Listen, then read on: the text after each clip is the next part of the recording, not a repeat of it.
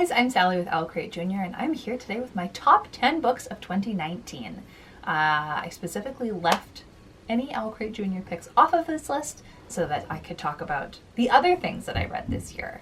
Got a mix of adult books and YA and middle grade, so let's just dive right in. So in no particular order, the first one on my list is I Like to Watch, Arguing My Way Through the TV Revolution by Emily Nussbaum. This is a fantastic collection of essays by Emily Nussbaum, who is a Pulitzer Prize winning TV critic. I did not know that you could win a Pulitzer Prize for TV criticism, but I understand why now. She has filled this book with these fantastic essays that seemingly are just about The Sopranos or Buffy the Vampire Slayer or many, many shows in between. But she really picks apart like how we as a society relate to TV, and that so many people sort of see it as a lesser art form than like films or literature, but really most of us watch more TV than we do anything else, and we have this really interesting relationship with it. It was fascinating and sort of all over the map. I highly recommend it. Next up is Dead Voices by Katherine Arden. This is book 2 in the Small Spaces series. This one was so scary. It is middle grade, but it genuinely scared the pants off me, as did book number 1. Our 3 main characters are off for a ski trip with one of their dads and one of their mums. They've won this vacation to a grand reopening of a mountain lodge, but on the way up there it starts getting really stormy and they just make it through the snow, and basically as soon as they get to this mountain lodge, the power goes out. So they are trapped there with the new owners of this place, and then sort of out of nowhere, unexpectedly, a man shows up. No one's quite sure how he has made it through this storm, but he is a ghost hunter, and it turns out that he is there to write about the ghostly past of this manor. It was so scary. There were ghosts around every corner and weird mysteries, and it really took what happened in book 1 and just ran with it in a totally new setting. Next up is another adult book, and that is Lady in the Lake by Laura Lippman. It is set in 1960s Baltimore, and our main character, Madeline Schwartz, is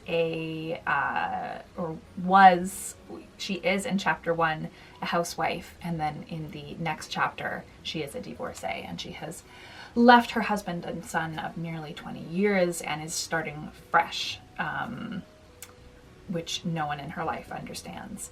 But she's got herself this little apartment in downtown Baltimore, and sort of through weird circumstances, she helps find the body of a missing girl, and then leverages that and the fact that she has helped the police find the killer into a job as a reporter at a newspaper. I really love the structure of this story. Madeline, or Maddie, is the character that we're with throughout the whole book, but alternating in between her chapters, you get a chapter from somebody that she has encountered, whether it's another main character or if it's just like somebody that she has like a very brief meeting with. And I just thought that was a very cool way to like build out the story and the setting of 1960s Baltimore. This was a one-off book, but Laura Lippman has a series called Baltimore Blues, and I am definitely going to track that down because I thought the writing was super sharp and I love a good mystery. Next up is Wilder Girls by Rory Power. I read YA this year. This is not, I don't tend to gravitate towards YA, but this one I've been getting such great reviews, and it really falls into my sci-fi niche of like out of control nature and post-apocalyptic settings. This one is set at the Raxter School for Girls, and they have been quarantined and basically abandoned by the outside world for 18 months. So it's this big, although ever shrinking group of high school girls at a private school on a little island.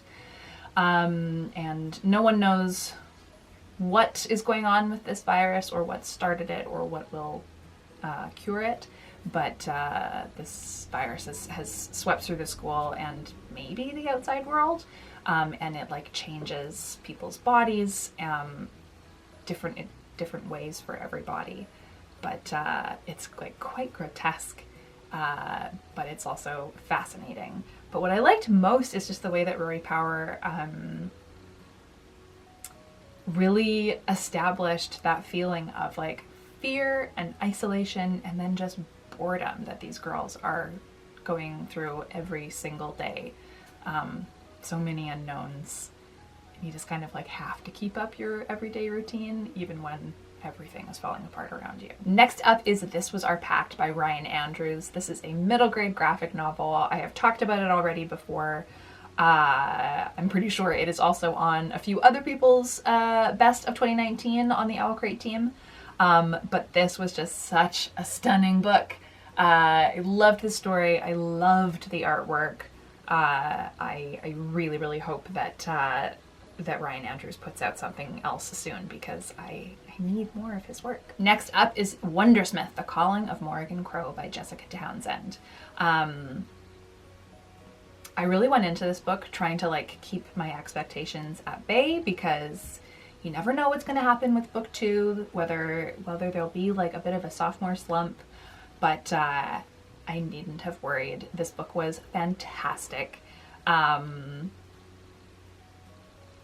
It's just, I find Jessica Townsend's books just like thrilling to read. They are such well-crafted stories. So in book 2, Morrigan is now studying at the Wundersmith Society, but there is like nefarious danger around every corner, and she still really has no idea how to control her powers or even really like what her powers are.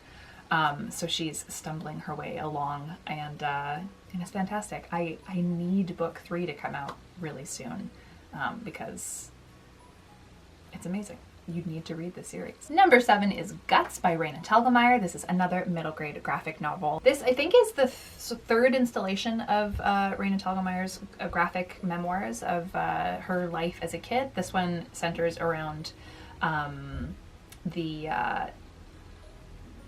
sort of when her anxieties really started to take control for a while. It started as just like a stomach bug, and then from that she developed like a really terrible fear of throwing up and other people being sick, and then that spiraled into just other anxieties that grew and grew until finally she went to go and talk to a counselor about them.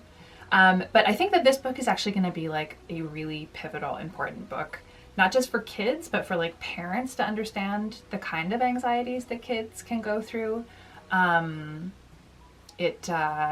It just did a really great job of explaining it, and not just through words, but the visuals that she pairs it all with. It was fantastic. On top of that, this book had a big role in getting graphic novels back on the New York Times bestsellers list. And then once that happened, it went to number 1 of like all books, not just graphic novels, not just kids books.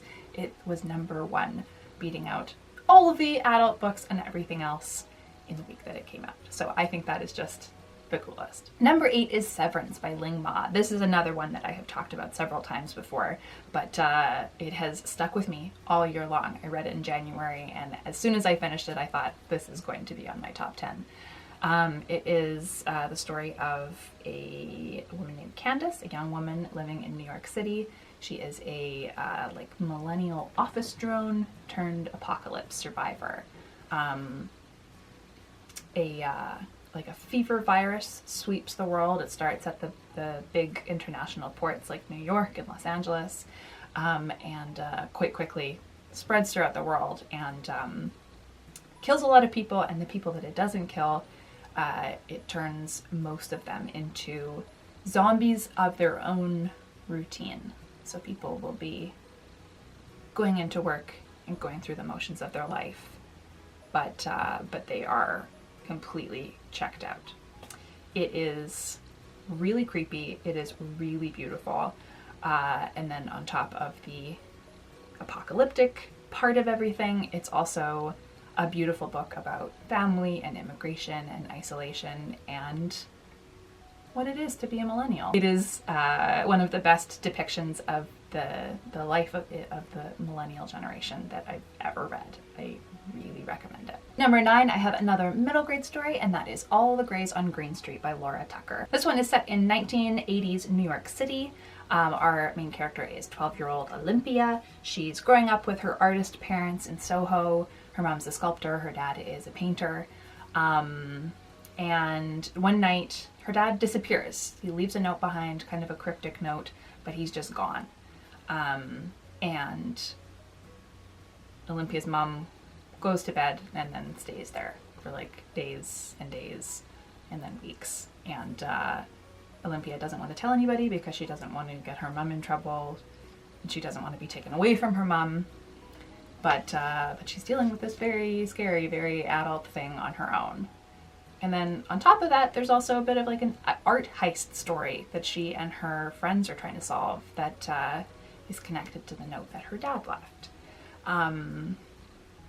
Yeah, this was just like such an unexpected one for me. I really, really loved it. And I feel like it hasn't gotten a lot of press this year, so I'm here to tell you about it. But it was just like, it was full of kind, well-rounded characters. It was just a really honest depiction of depression, not just of the person who is the actual one going through it, but the people in their life. Depression's super common and it's really hard to talk about sometimes, so I thought that this book did a great job of it. And finally at number 10, I have Ninth House by Leigh Bardugo. This book was scary and dark and gross, and I couldn't put it down. I'm very excited that this is going to be a series, yeah, I really had no idea what to expect from this. I didn't even know that there was like a fantasy element to it when I picked it up, but there definitely is magic and fantasy and the occult in this book. But it really felt like the real world. Like it was not high fantasy in the way that it could have been, and I mean that as a compliment. Like it was just, you really felt like you were in our world, except there was all of this like crazy, dark, magical stuff going on. And the fact that it like tied in like real secret societies and just all of this weird elite stuff. I loved it. I loved it. I'm a real sucker for secret society books, especially when they are set at like a college or something.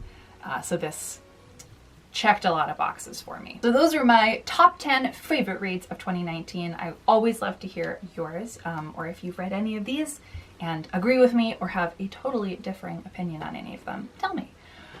If you like this video, give it a big thumbs up and like for more videos every week. Happy reading and thanks for being awesome. Bye!